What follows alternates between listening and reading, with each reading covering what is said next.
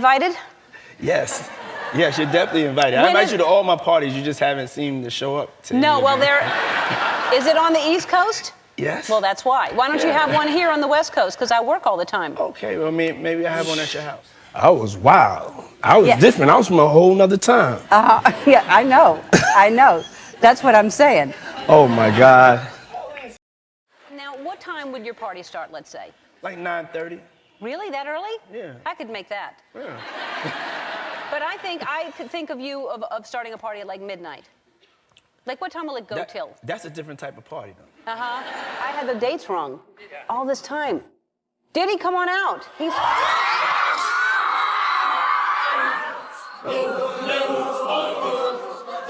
Diddy just sent a letter to Donald Trump asking for a pardon, and Trump said no.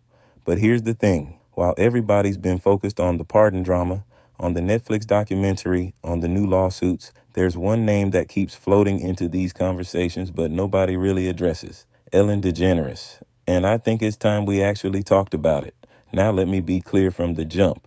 There is absolutely no evidence Ellen was involved in anything illegal. No charges, no investigations, no credible accusations. But what we do have is a trail of old interviews, some uncomfortable moments, and a whole lot of silence. And in 2025, people are watching those clips very differently than they did back in 2009 or 2018. So let's go back, way back. In March 2009, just weeks after Chris Brown was arrested for assaulting Rihanna, Diddy showed up on the Ellen DeGeneres show.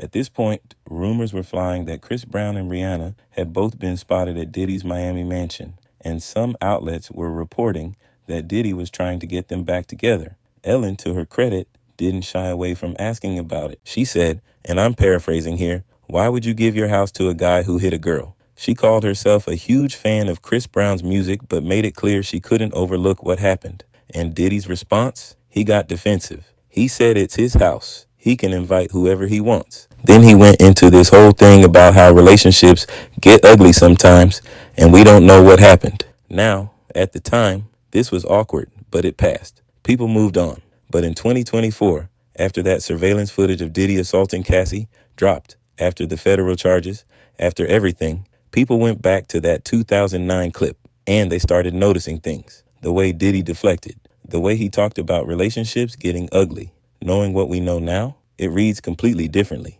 But here's where it gets even more interesting. Ellen and Diddy had this running bit on her show. He appeared multiple times over the years, and in several of those appearances, they joke about his parties. There's this clip, I think from 2009, where Ellen asked Diddy what time his parties start. He says 9:30. She acts surprised, says she thought they started at midnight. And Diddy goes, "That's a different type of party." Ellen raises her eyebrows and says, "Oh no, I know about them." Now again, in 2009, that was just banter. It was playful. It was entertainment. But now, people are asking what exactly Ellen knew about those different type of parties. And I want to be really careful here. There's no evidence she attended any of the events that are now part of federal charges. But the question people keep asking is, why was that joke so casual? Why did everyone laugh? And then there's the birthday tweet. In 2016, Ellen posted a birthday message to Diddy calling him Cuddle McSnugglestuff. Her exact words were, "Happy birthday P. Diddy, Puff Daddy, Sean Combs," or, as I call him, Cuddle McSnugglestuff. You don't need to know why. That, you don't need to know why, part didn't mean anything back then. It was Ellen being Ellen. But Elon Musk actually reposted this screenshot in November 2024 with just a raised eyebrow emoji when Ellen was making headlines for leaving the country. He didn't say anything else. Didn't need to. The implication was loud enough, which brings us to Ellen's departure. After the 2024 election, Ellen and her wife Portia de Rossi moved to England. They bought a house in the Cotswolds, this beautiful rural area in the English countryside. The official explanation? Ellen felt disillusioned with the political climate after Trump's re-election.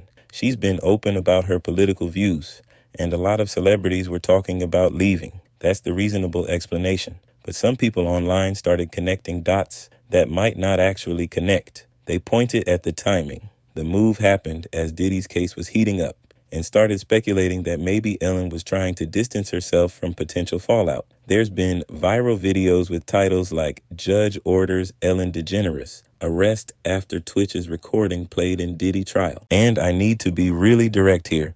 Those videos are fake. Snopes fact-checked them. There is no arrest warrant for Ellen. She has not been named in any court proceedings related to Diddy. Her name doesn't appear in any of the lists of celebrities mentioned during the actual trial. These are clickbait videos, some of them literally AI generated, designed to rack up views. So if you've seen those headlines, just know they're not real. But here's the part nobody talks about. Ellen's silence. When paparazzi approached her about Diddy and asked about the rumors, she didn't really answer. She kind of brushed it off. And look, that's her right. She doesn't owe anyone an explanation. But in the court of public opinion, silence during a scandal like this tends to get interpreted one way. People fill in the blanks themselves. Joe Rogan's been talking about this too. There was actually a moment on his podcast with Aaron Rodgers where they were discussing some conspiracy theory about Ellen's show set looking similar to something else. It got pretty wild, and Rogan actually pushed back on it. He pulled up pictures and said the similarity seemed coincidental.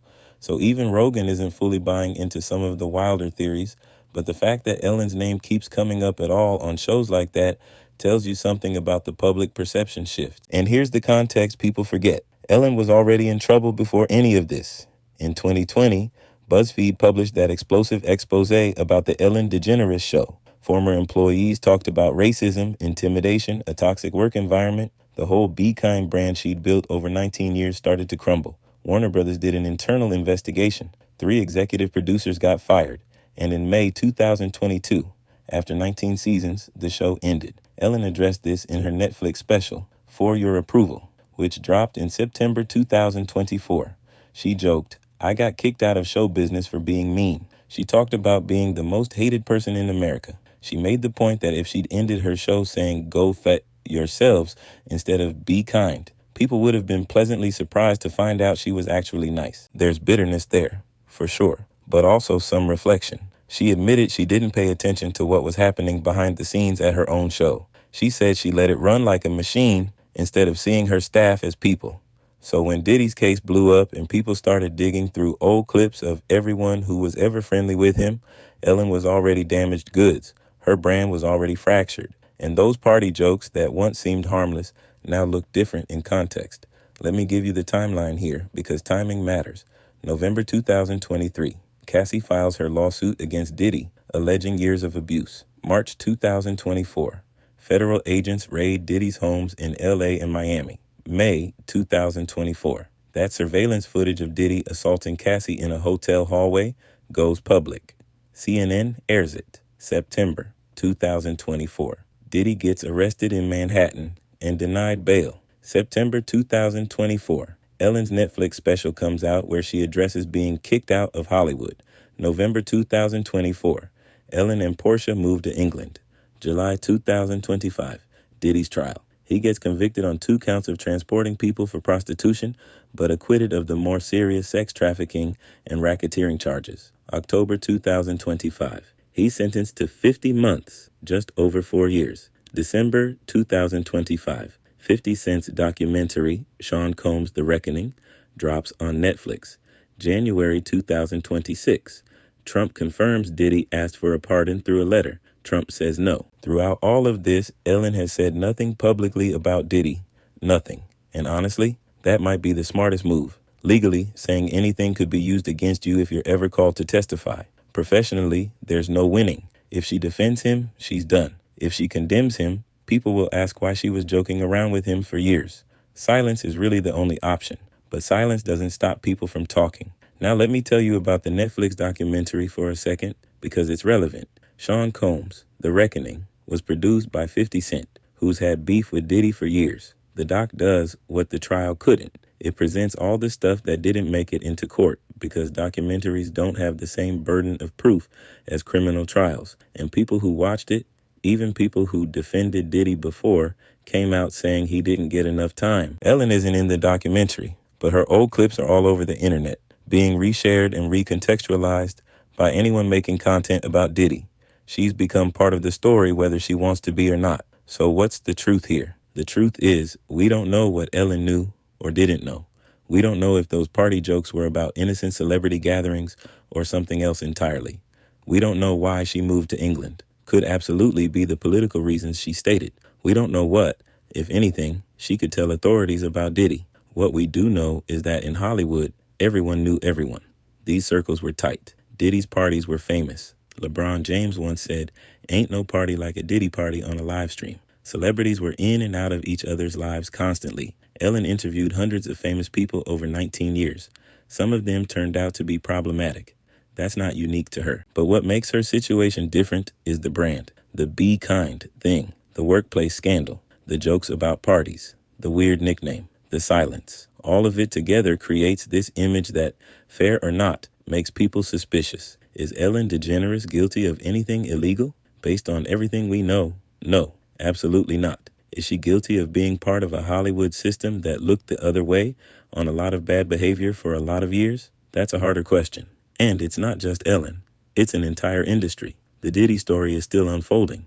His sons are making their own documentary on Zeus Network. He's appealing his conviction. The civil lawsuits keep coming. And every time something new drops, people go digging through old footage looking for red flags they missed. Ellen's name might keep coming up, or this might be the last we hear of it. But either way, those old clips aren't going anywhere. And in the age of the internet, nothing stays buried for long. So here's my question for you. Do you think Ellen actually knew something? Or is this just what happens when someone's already fallen from grace and people pile on? I'm genuinely curious what you think. Drop your take in the comments. If you made it this far, you know the drill. Like helps the algorithm. Subscribe if you want more breakdowns like this. And I'll see you on the next one.